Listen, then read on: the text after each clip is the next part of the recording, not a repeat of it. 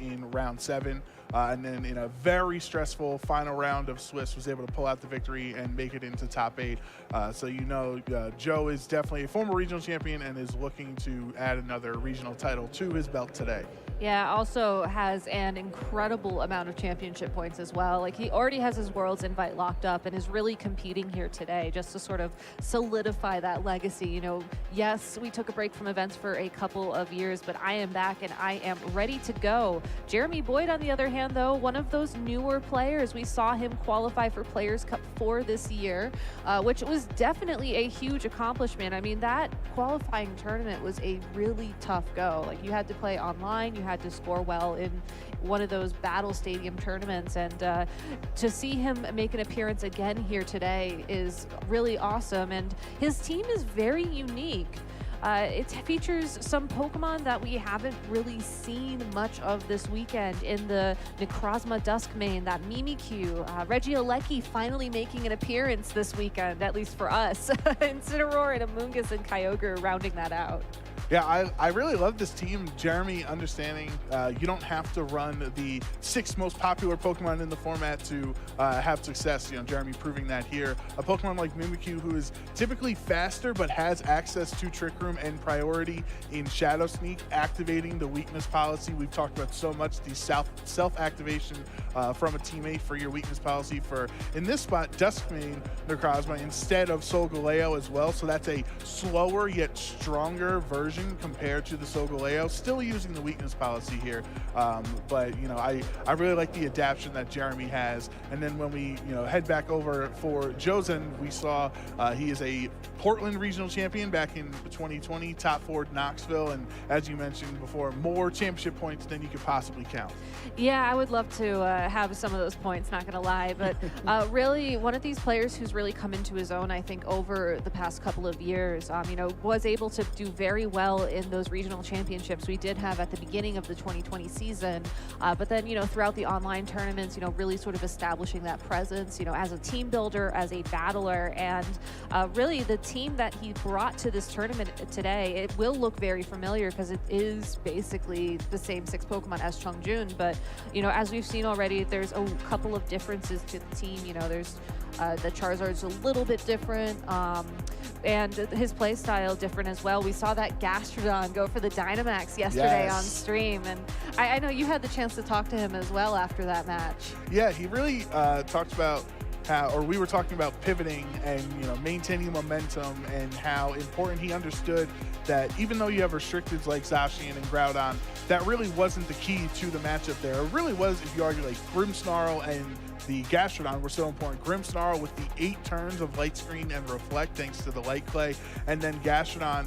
being a Kyogre counter in that matchup, specifically not going to matter here, but still a strong Pokemon, just like we saw with Chongjun last round. If you have no way of hitting it super effectively, it is only weak to grass, right? So if you don't have access to grass moves for it, it can be very difficult to deal with. Yeah, and I mean, looking at the teams as they match up and players enter team preview, you have to wonder, does Jeremy have an answer to a Pokemon like Gastrodon? Because when you look at these teams side by side, the biggest difference that jumps out to me is just how Jeremy's team can operate under Trick Room. And looking at Joe's team, yes, he has a lot of ways to slow the game down. You can send in Grimmsnarl, you can set up screens, you can use Gastrodon's Yawn to put Pokemon to sleep, but you don't have a way to stop or untwist the dimensions, so to speak. And I think going into this game 1, Jeremy has to keep that in the back of his head. He could try and start off with a good offense. Regieleki and Kyogre are certainly some of the more offensive Pokemon out there. But in order to power through these Titans that Joe has on his team, I think you have to slow things down a little bit. Set things up on the field so that your Necrozma Duskmane can maybe activate that weakness policy, get those attack boosts, and go for those big attacks. And then once Trick Room is over, you just have something like the Regieleki or the Kyogre to clean up. But as we saw in the past couple of games earlier today, Groudon Charizard is such an incredible lead. It has so much offensive pressure. It's possible that Joe could just power through whatever Pokemon that Jeremy sends out onto the field and, find his way into top 4 here at Salt Lake City. That would be exciting to see. So our players are getting set up here for game 1 in top 8. Joe, Ugarte, and Jeremy Boyd facing off. The winner will move on to top 4. Will it be this Sun team that Joe has, or the Kyogre and Duskmane Necrozma on Jeremy's end? Joe leading with the patented Sun lead, or excuse me, of the Charizard portion at least, with Incineroar on the top of your screen, and on the bottom, Jeremy has the Mimikyu and Incineroar of his own. So the nice thing about seeing Mimikyu out on the field here is that Mimikyu doesn't have to worry about getting flinched. It is a Ghost-type Pokemon. It will have the Disguise activated, so presumably it could take one attack from that Charizard. And then if Joe's Incineroar does not have a Darkest Lariat, maybe this Mimikyu is trained to take that attack. Unfortunately, we did see Intimidate activate first on Joe's side of the field. Most likely his Incineroar is faster. I mean, if you're running a Trick Room-ish team, you kind of want your Incineroar to be more naturally slow anyways. But if that was a speed tie, or maybe if Joe does go for the attack onto the Mimikyu this turn, you just flinch it and you get a free Trick Room. So I think that Jeremy is in a fantastic position to set up the speed control. I think the big question is, how do you rotate the Necrozma onto the field after that? Because it's very possible you'll be taking some big damage even if you could move first. Jeremy's Incineroar with the fake out first on this turn into the opposing slot. Ancient Power will connect. It is super effective, but does not get that boost he was looking for. It looked like Incineroar on Joe's end did not go for a fake out that turn. That's why Jeremy's was able to work out so well. And then Mimikyu will twist the dimension. So now for the next 4 turns, the slower Pokemon will be moving before the faster Pokemon, which helps out Jeremy. It really does, but you have to wonder, again, what exactly do you do at this point in time? Because usually you activate Trick Room and then you try and get your attacking Pokemon out on the field. No switches, just a Snarl to drop that Charizard special attack. So again, slowing the game down, but not a lot of damage happening yet. Parting shot out of Joe's Incineroar here will lower the attack and special attack on the Incineroar, but not mattering too much. Really just wants that switching effect, being able to pivot into something in the back on Joe's end that can potentially handle this Trick Room a little bit better. Right now, Joe deciding that Groudon is the option on this turn, thanks to the Drought that will set up or boost all fire attacks for the next couple of turns, the amount of damage they do, and Light Screen out of Mimikyu here. So not only did he snarl the Charizard, but Light Screen's also going to hurt that special attack. Hits Hurricane in the sun, which is only a 50% chance to happen. So that's also impressive that Charizard actually connected the Hurricane there, but really did not do any damage. No, I was surprised that we saw a switch from the Ancient Power, honestly. You know, Ancient Power does have a chance of raising Charizard's stats by 1 stage, all of them. The Hurricane, a little bit of a risky play given that you were switching your own Groudon onto the field, but you know, Joe's in an interesting spot here. Yes, Light Screen is up on the field, and yes, that Charizard special attack has been dropped 1 stage, but if Joe wanted to, and if Jeremy is going to try and pivot this turn, you just go for the Dynamax or the Gigantamax on either of these 2 Pokemon. You get some really big damage down onto the field, and as a result, I don't think Jeremy could comfortably switch in the Necrozma or the Kyogre onto the field. Like, even though Jeremy has the speed on his side, Joe is just coming out with so much offense. It's going to be hard for him to break through that.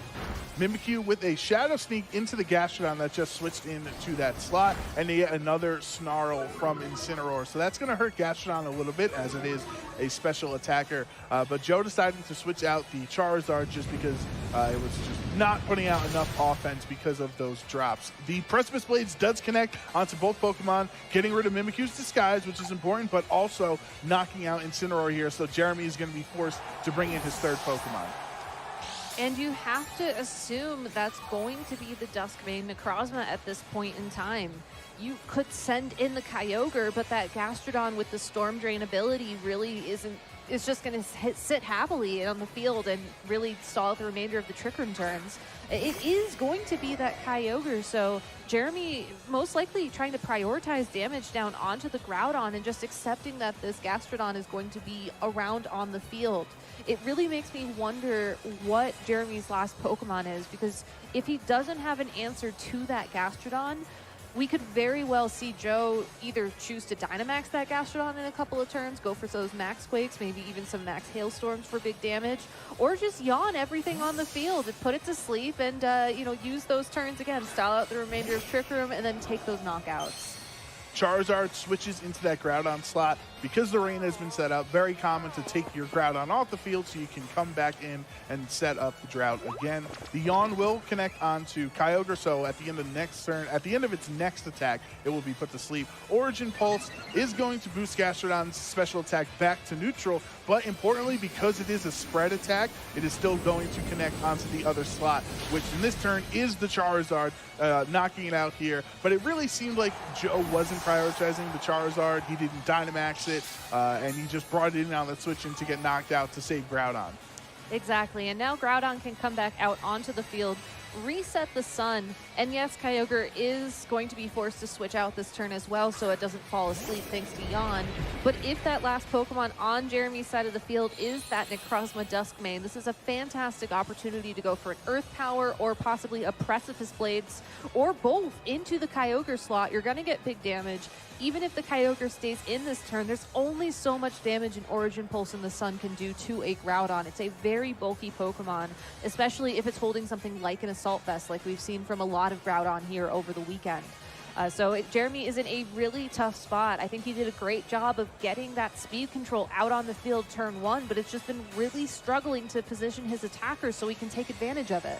It's almost, sometimes it's a curse when you're able to get Trick Room up or your Tailwind if you are able to change the speeds, but you're not able to take advantage of that change while it's on the field because Trick Room is about to expire. So just because you have a successful turn one doesn't mean it will work out in the end. But here, Jeremy, instead of switching out, will Dynamax the Kyogre on this slot. So if it wants to go for a very strong attack now that it is boosted, but again, the Gastrodon is still there, so what type of attack are you looking for? If there is one thing that Jeremy could do, it's a bit unorthodox to prevent his Kyogre from going to sleep this turn. If Kyogre has access to an electric move and Max Lightning, he could set up the electric terrain on the field and then Yawn would not take effect. But in order to do that, he would have to target his own Mimikyu, and you just have to wonder, do you go for the Hailstorm in this case, or do you take your own Mimikyu out knowing that it'll give your Kyogre more time? Hailstorm at least would be super effective into Groudon if that is the option, but here's this Dynamax battle between our Hoenn legendaries. We've been waiting years for this. It's so cool seeing them all big like this. The Max Hailstorm is not enough to knock out Groudon though. It does bring it down very low. Even with the critical hit, still not enough. So that shows how important the Assault Vest on Groudon is, helping its defenses there to endure the hit. And a Max Quake from Groudon in return, going towards the Kyogre here. That's going to boost the special defense of both the Groudon and Gastrodon. We'll be able to take hits a little bit better as well, going forward. And looking at it as of now, this Mimikyu really, it set up Trick Room. It went for a Shadow Sneak on a full health Pokemon. It really has not been used too effectively so far in game one. No, he keeps using Taunt on the Mimikyu, which I think is a nice idea opposite the Gastrodon. You don't want it to be able to yawn.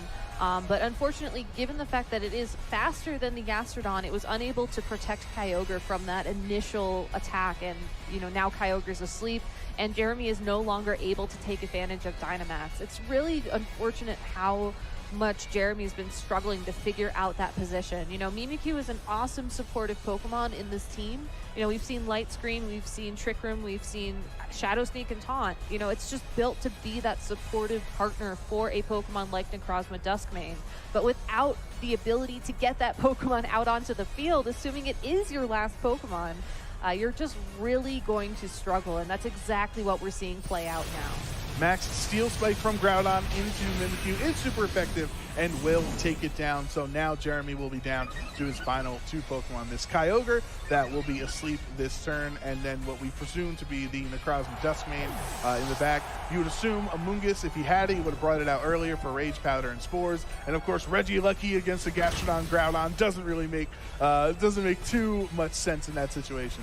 Unfortunately, it does not. I mean, that could be an adaptation possibly into Game 2, but I think what Jeremy really has to figure out is what exactly he was expecting in terms of positioning. I think that Joe did an amazing job of recognizing the fact that this Mimikyu is not meant to deal damage, and he ignored the Mimikyu until he was in a perfectly safe position to take that attack. The Kyogre is asleep. Gastrodon and Groudon both have some Max Quakes and Max Steel Spike defensive boosts up and available to them. And now that Kyogre really is one of the last Pokemon on Jeremy's side of the field that can go on the offense, you knock out the Mimikyu, you presumably double into the Necrozma this turn, hope that Kyogre doesn't wake up. Even if Kyogre does wake up, it's limited to Max Hailstorm, as again, it's going to fail to find damage against the Gastrodon and the Groudon together. And then you just sort of power your way through here. I think Joe's done a fantastic job of, using speed control without actually using speed control, just with this offensive pressure that these Pokemon bring. Max Quake brings down the Necrozma Dustmane very low. Another hit would be able to knock it out, getting yet another special defense boost for both the Gastrodon and Groudon. But it will activate weakness policy on Necrozma, so it is going to increase both its attack and special attack by 2 stages here. Not going to get an attack off, though, because Gastrodon's Earth Power takes it out. Kyogre wasn't even awake to watch its own teammate get knocked out. I mean, that's some good information for both these trainers going into Game 2. It's possible that maybe Jeremy thought the Necrozma was going to be faster than that Gastrodon. Sometimes trainers, when they're running a team without a good Trick Room matchup, will have a Pokemon like Gastrodon with naturally lower speed to sort of cover that gap. But in this case, it looks like the Gastrodon is a bit of a speedier build. It's probably just, neutral. Like, you don't really give it anything in speed, but you don't take away anything either. And as a result, it's just able to, again, sit on the field, yawn, put things to sleep, do some nice chip damage, and really give Joe this Game 1. Yeah, so congrats to Joe on winning that from what looked like a very solid turn 1 for Jeremy. When you have your specific lead like Jeremy did, and you are able to start your your strategy with, I need to activate or set up Trick Room so I can take advantage of it. But then a lot of players would start getting stressed out or panicking that, oh no, they're going for their win conditions. What do I do? Joe in this spot really did remain calm and was not too worried about the Trick Room. He wasn't, and I think that just goes to show how comfortable he is with this matchup and this team. I think that this Groudon Charizard team that we've seen floating around this tournament is very interesting, as it has a decent matchup against everything. You don't have a perfect matchup against Trick Room, but you can sort of power through it. You don't have a perfect matchup against Kyogre, but if you play your weather right and you're comfortable in your predictions, and you can get Groudon and Gastrodon next to each other on the field, you have a very commanding lead. And I think that's exactly what Joe needs to keep doing going into this Game 2. On Jeremy's side of the field, I want to take you back to turn 2 of Game 1, where I was expecting to see that Incineroar go for a parting shot so that he could rotate that Duskmane Necrozma onto the field, go for the Dynamax, use the Shadow Sneak to proc weakness policy, and then start going for those big attacks. Instead, we saw his Incineroar go for Snarl, which is a great move to use against a Pokemon like Charizard, but when you are in a position where you need to find the offensive pressure to match what your opponent is putting out, and you decide to take a back foot, set up Light Screen, go for those Snarls, and play the game a little bit slower, you just make it more and more likely that your opponent is just going to completely power through over the next couple of turns. So, I think that Jeremy had the right idea, and wanted to find that support for the Necrozma in particular, given just how scary Fire-type Pokemon are when you are a Necrozma. Just unfortunately could not really find that positioning. Maybe was hoping for an earlier knockout on the Incineroar or the Mimikyu to get that free switch in. I think you just have to take it, take the risk that you are going to take some damage on the way in, but if you take that damage, maybe you activate the weakness policy earlier, then Mimikyu can go for that Light Screen, and you can just go on the attack immediately. Yeah, it's a good point to bring up that turn, because if you go for Snarl and Light Screen on the same play, you're kind of like overdoing it in that sense, right? Yeah, So the exactly. parting shot, I think that's a great point, that you would have had a better pivoting position there. But Joe will not switch up his lead for Game 2. It is Charizard and Incineroar again. Jeremy, however, will change it up. That Mimikyu has been switched out for Kyogre Incineroar in this slot. If we see again Joe's Incineroar Intimidate first, and that is what happens. Like we were assuming the last game, it does appear that Joe's Incineroar is faster than the opponent's. Yeah, and that's just good information for us to have as we go into this turn. You know, if you think back to game one, the Incineroar went on an attack and was able to be flinched. That's not really necessary here. It's possible that Joe might even decide to immediately switch that Groudon in, get the Sun on the field, protect the Charizard, activate Solar Power as well, and go for a very, very powerful attack to either of these Pokemon on Jeremy's side of the field. You know, Jeremy's almost forced, I think, to consider Dynamaxing the Kyogre here, given this lead, so that if the Groudon does come in on the field, you can go for a Max Geyser, you know, keep that weather in your favor for as long as possible. But then all Joe needs to respond to that is you switch in Gastrodon. So it's a great lead. Will give Jeremy some potential offense, but Gastrodon already here to slow things down once again. Joe's Incineroar will fake out the Kyogre, and Jeremy's Incineroar goes to the Snarl, avoiding the Incineroar, but won't really matter since it's an ineffective hit. Gets a special attack drop onto the Gastrodon, though, so maybe Joe, pivoting in this spot, doesn't want the Groudon to take any damage, so you might as well, if the Kyogre was baited into Dynamaxing and going for Max Geysers on that turn against two fire types, right? With a Groudon in the back, that would have been a very nice switch in on the Gastrodon just to redirect that attack away. I mean, even if that wasn't what happened, I mean, in this situation, the Gastrodon can start going for Yawns immediately. It's not going to take damage from the Incineroar or the Kyogre on Jeremy's side of the field. Gastrodon is just really the MVP of this team and in this matchup, giving Joe the confidence and the safety to switch in Charizard onto the field. And Jeremy calls that. Yep, Gastrodon will get the Storm Drain boost because of the Origin Pulse, but again, like we said in the last time, it will still hit this Charizard and gets another one-hit KO, so poor Charizard has really not been able to attack. It's been snarled in game one with the light screen up also. Now it gets knocked out again here. Not really effective for Joe so far this set. Yet another Snarl out of Incineroar, but the Yawn connecting on to Kyogre here will make it drowsy, meaning at the end of its next attack is going to be asleep, and now what do? Do you switch Kyogre out to get rid of the Yawn? I think you have to. I think that Kyogre falling asleep was really one of the key things that happened in game one that made it so much harder for Jeremy to figure out this matchup. At least if you switch Kyogre out at this point in time, you can get the weather back eventually. And honestly, Incineroar appreciates the sun right now. A Flare Blitz into that Groudon is going to do a nice amount of damage. You could alternatively go for a Parting Shot and then get another Intimidate in. That could also allow you to switch the Kyogre out and get the Kyogre back out onto the field without having to worry about Yawn. Gastrodon's going to be faster than the Incineroar. We've already established that. So Incineroar would switch out after it was yawned, presumably, and then you get something back out onto the field. I do like how the Incineroar went for the Snarl in that previous turn, because it essentially made Storm Drain not as important as it could be. Like, yes, Gastrodon didn't take damage, but it also didn't get the special attack boost from its ability. So Jeremy, again, buying himself some time here, but going for a manual switch to send Mimikyu out on the field. It looks like this Kyogre is going to be going to sleep again. Yep, so instead of going for the Parting Shot option like you were talking about, the Mimikyu will switch into that Incineroar slot. Groudon Dynamaxing yet again. It worked out so well for Joe in game one. Those Max Quakes on top of the Assault Vest just make the special defense, you know, impossible to deal with essentially at that point. Max Quake from Groudon targeting down the Mimikyu is not going to do any damage thanks to Disguise, but however, it will break that Disguise on Mimikyu, so it can take damage on the following hit and give a special defense boost to Gastrodon and the Groudon. Yeah, and this Kyogre, at least it didn't use the Dynamax this turn, so Jeremy does still have that available, but this Origin Pulse is really going to struggle to deal damage to Groudon as long as that sun is still up on the field.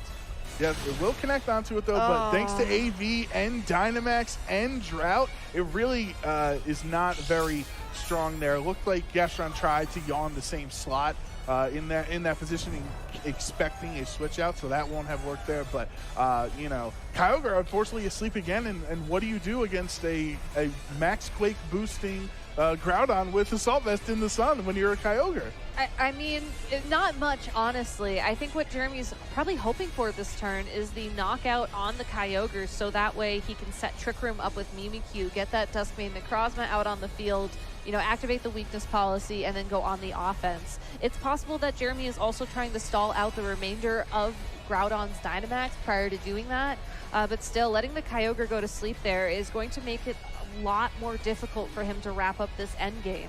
You know, I think that he is forced to switch something out at this point in time. I want to say the Kyogre, so that he can bring in the Incineroar, get that Intimidate down on the Groudon, stall out a couple more turns of this Dynamax, and hope that Mimikyu can hold on long enough to use that late game Trick Room that can be absolutely devastating if people aren't prepared for it. But every single turn that passes, these Pokemon are just going to be doing damage and yawning, and it's going to be really difficult to navigate to that end game as a result. Yeah, when you keep trying to switch around and finding the best spot, you're just taking more damage as you go. Exactly. So in this slot, Mimikyu will be hit by the Max Steel Spike.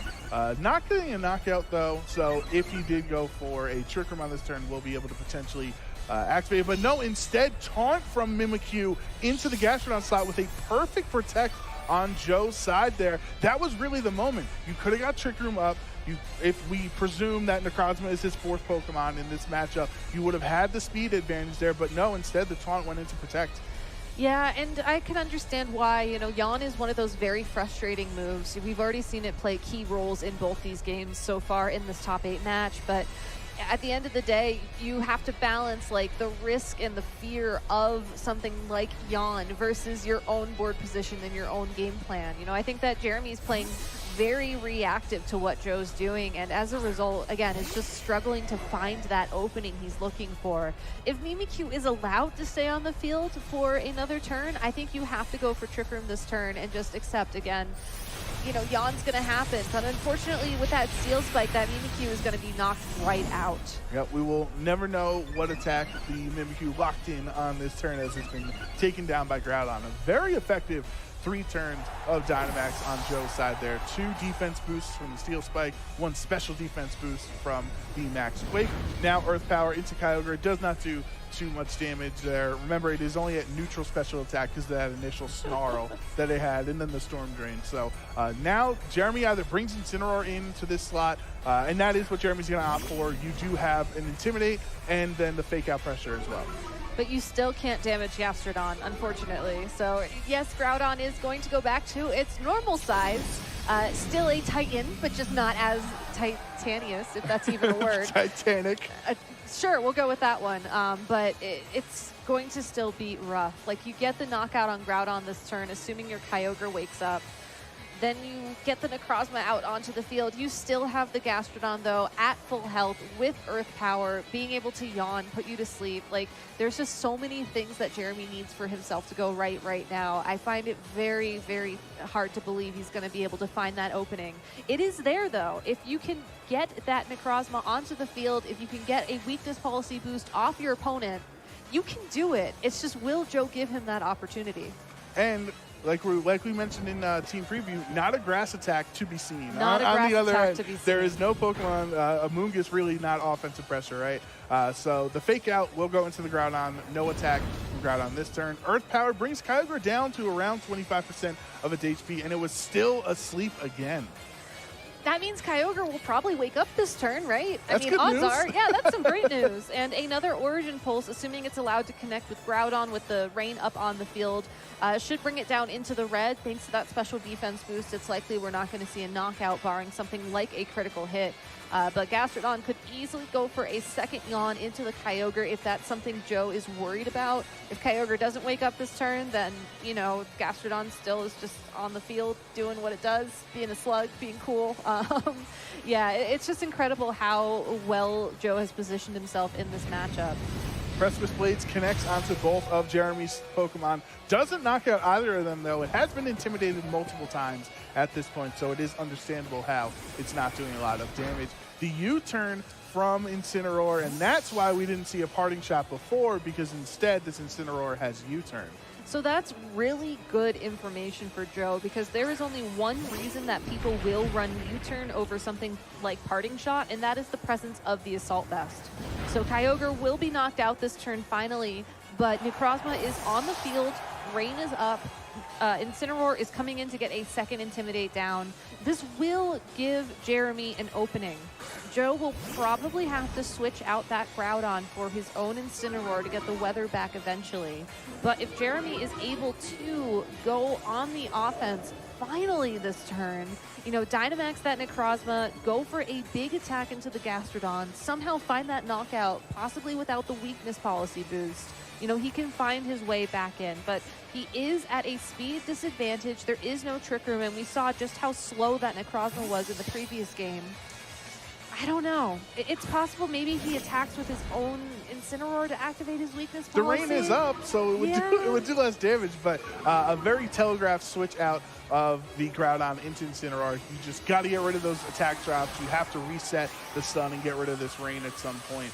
But for Jeremy, this is his final stand, Dynamaxing the Necrozma Duskmane. Unfortunately for him, though, it doesn't have the benefit that the Solgaleo does with the Full Metal Body not being able to drop its stats. Because of Prism Armor, it has been intimidated, so now it's at -1. This attack will do less damage. The Incineroar will fake out Gastrodon, so knowing that there won't be any damage on Joe's side of the field this turn, and Max Steel Spike into Gastrodon does maybe double-digit damage, just barely. I understand, though, he's going for the defense boost because of the Incineroar and the Groudon.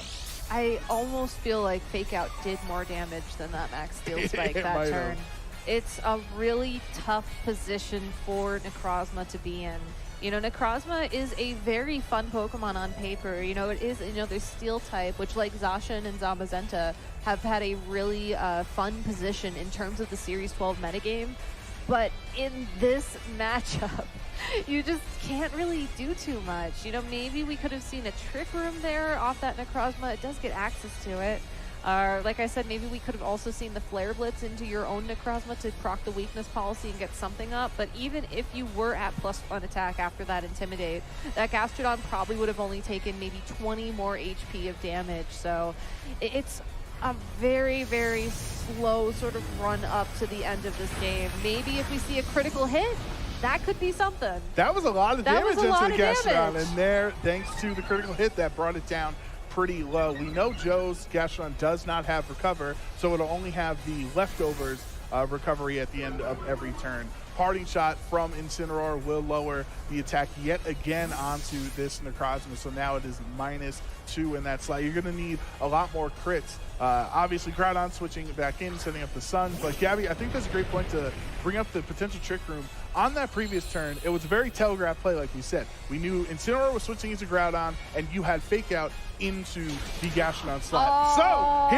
here's the self-activation, though. Flare Blitz from Incineroar has been intimidated twice, so you know it's not doing a lot of damage, even with the Sun. That will boost it up, but now the Yawn out of Gastrodon, living through that crit, really not caring whatsoever. At the end of the next attack, after the third turn of Dynamax for Necrozma, will be knocked out. But what I'm saying is, the Trick Room that turn, you knew Joe had no damage coming out that turn, so you were safe to Trick Room. Yeah. But then you have to wonder, like, would you just be enabling the Gastrodon to be even more intimidating? Like, you need the Trick Room to handle the Groudon and the Incineroar, but the Gastrodon is just happy to sit on the field. And, I mean, Gastrodon still has those defensive boosts as well from Groudon's Dynamax, you know, many turns ago. So it is unfortunate that Jeremy has been put in this position. It is going to come down to this Necrozma. Might be able to take a knockout on this Groudon here, but after it's put to sleep, it's only a matter of time before Precipice Blades and Earth Power can take it out, unfortunately. And there is no critical hit on that turn for Necrozma, so unfortunately for Jeremy, the Groudon stays on the field. 2 ground types that will be able to super effectively hit the Necrozma there, so it is unfortunate. Joe has really played this set very well, a commanding position in both Game 1 and Game 2. but giving some credit to Jeremy. Jeremy making it here into top 8 with a quote-unquote unconventional positioning with Necrozma compared to Solgaleo or Zacian instead. I think that is definitely commendable to make it here this far. I think that Trick Room honestly has a lot of potential in this metagame right now because there are so many teams like Joe's that don't really run speed control. I think that it is unfortunate that Jeremy just didn't have an answer to Gastrodon, and if you look back on these games, it really was the lack of that answer, I think, that gave Joe the advantage